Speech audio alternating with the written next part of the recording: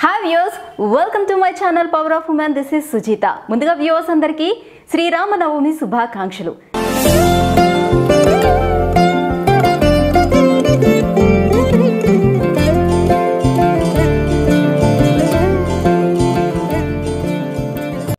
నవమి ఎందుకు మనం జరుపుకుంటాం, ఇదే రోజున సీతారాముల వారి కళ్యాణం ఎందుకు జరుపుకుంటాం అనే విషయాన్ని ఈరోజు తెలుసుకుందాం.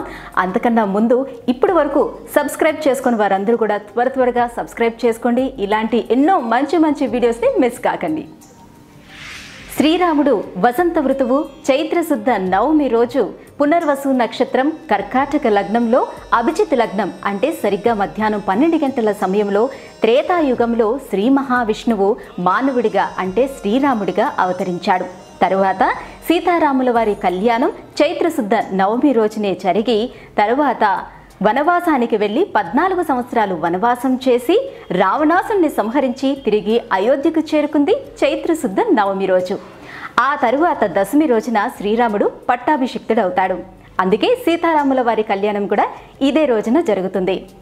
ఆ రోజు సాయంత్రం ఊరేగింపు కూడా జరుగుతుంది. ఈ ఊరేగింపులో రథం వెనుక శ్రీరాముని సైనికుల్లా భక్తులు అనుసరిస్తూ ఊరేగింపు కొనసాగుతుంది.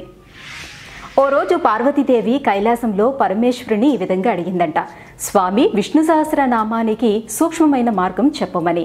అప్పుడు పరమేశ్వరుడు, ఓ పార్వతి, నేను నిరంతరం ఈ ఫలితం కోసమే ధ్యానిస్తూ ఉంటాను అని చెప్తూ ఈ శ్లోకాన్ని చెప్పి మంత్రోపదేశాన్ని చేశాడట. శ్రీరామ రామ రామేతి రమే రామే మనోరమే సహస్రనామ తత్తుల్యం రామనామ వరాననే అని. ఈ శ్లోకాన్ని ఎవరైతే 3 సార్లు పఠిస్తారో వారికి విష్ణు సహస్రనామ పారాయణ ఫలితంతో పాటు శివ సహస్రనామ పారాయణ ఫలితం కూడా లభిస్తుందంట.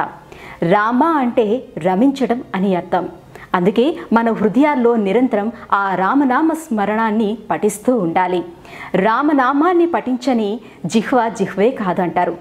ఎవరైతే పుణ్యక్షేత్రమైన కాశీలో మరణిస్తారో వారి చెవిలో సాక్షాత్తు ఆ భక్తవ శంకరుడే ఈ తారక మంత్రాన్ని పఠించి వారికి సద్గతిని ప్రాప్తిస్తాడని భక్తుల విశ్వాసం.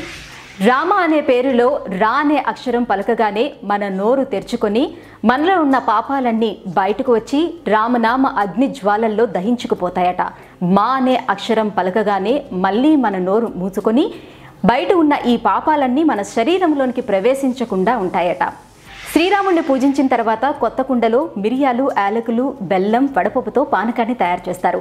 ఈ నైవేద్యం తయారీలో ఆయుర్వేదిక పరమార్థం దాగి ఉంది. మిరియాలు, యాలకులు ఈ రెండు కూడా వసంత ఋతువులో మనకొచ్చే గొంతు సంబంధిత సమస్యల నుంచి కాపాడతాయి. అలాగే వడపప్పు మన శరీరంలో ఉన్న ఉష్ణోగ్రతను తగ్గించి చలువ చేస్తుంది. వడదెబ్బ తగలకుండా మనల్ని కాపాడుతుంది. అలాగే వడపప్పు జ్ఞానానికి ప్రతీక, జీర్ణశక్తిని పెంచుతుంది. ఇంకా బుధగ్రహానికి శ్రీ మహావిష్ణువుకి వడపప్పు అంటే చాలా ప్రీతికరమట. అగస్త్య మహర్షి సుతేష్ణ మునితో శ్రీరామనవమి వ్రతం గురించి ఇలా చెప్తారు. సీతారాముల వారి కళ్యాణం జరిపించుకొని శ్రీరాముడిని భక్తితో ఎవరైతే 12 సంవత్సరాలు పూజిస్తారో వారి సర్వ పాప కర్మలన్నీ నశించిపోతాయట. శ్రీరామ మంత్రం ఎవరికైతే తెలియదో వారు ఈ వ్రతం రోజున ఉపవాసం ఉండి శ్రీరామ నామస్మరణ చేసినట్లయితే వారి పాపకర్మలు దహించిపోవడమే కాదు, నాశనం లేని శ్రీరామ తారక బ్రహ్మని పొందుతారని చెప్తారట. సో అందరూ కూడా ఈ సీతారాముల కళ్యాణం జరిపించుకొని శ్రీరామ నవమిని ఆనందంగా జరుపుకోవాలని మనస్ఫూర్తిగా కోరుకుంటూ మరొకసారి అందరికీ శ్రీరామ నవమి శుభాకాంక్షలు తెలియజేసుకుంటూ ఈ వీడియో కనుక మీకు నచ్చినట్లయితే సబ్స్క్రైబ్ చేసుకొని అందరికీ షేర్ చేసి లైక్ చేయండి.